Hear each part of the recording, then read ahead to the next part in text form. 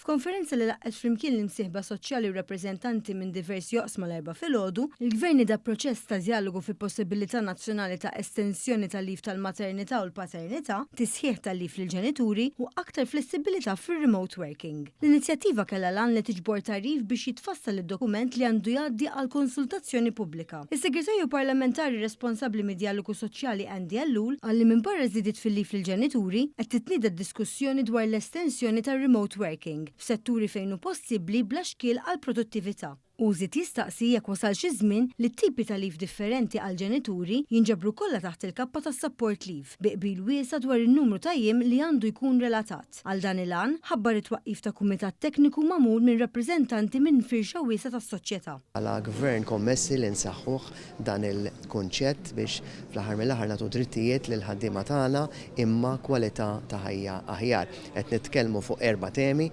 prinċipali: il-lif tal-maternità, il-lif tal-missier, il-lif għal-ġenituri u kif ukoll dak ta' remote working. Illum ħabbarna wkoll il-Kumitat Tekniku li ħajkun qed imexxi dan il-proċess u nħares il-qoddim biex f'pajjiżna mhux biss inkomplu nsaħħu id-drittijiet tal-ħaddiema manka lill-familji u l-benesseri tagħhom. Il-Kumitat se jiġbor dak kollu li se joħroġ minn dan il-proċess ta' dialogu, iħejji dokument għal konsultazzjoni pubblika, janalizza sottomissjonijiet u finalment jgħaddi rekomandazzjonijiet tiegħu lill-Gvern. Ellu l-kompla jgħid li la darba dan il-proċess jintemm, il-Gvern jieħu deċiżjonijiet li hemm bżonn favur il-familji Maltin u Għawċin. Sa dan it-tant chairperson tal-Kumitat Tekniku Ingrid Baldacchino qalet lil One News li bl-esperjenza tagħha fuq oqsma soċjali tifhem sew kemm kruċjali l-bilanċ bejn ix-xogħol, il-ħajja privata u l-familja, u l-Kumitat se jindirizza r-realtajiet tal-ħaddiema u tal-familji f'pajjiżna. Ħankunu qegħdin niġbru feedback kemm il-familji, kemm il-imsieħba soċjali, kemm in-nies li jħaddmu ta' kif inhu l-aħjar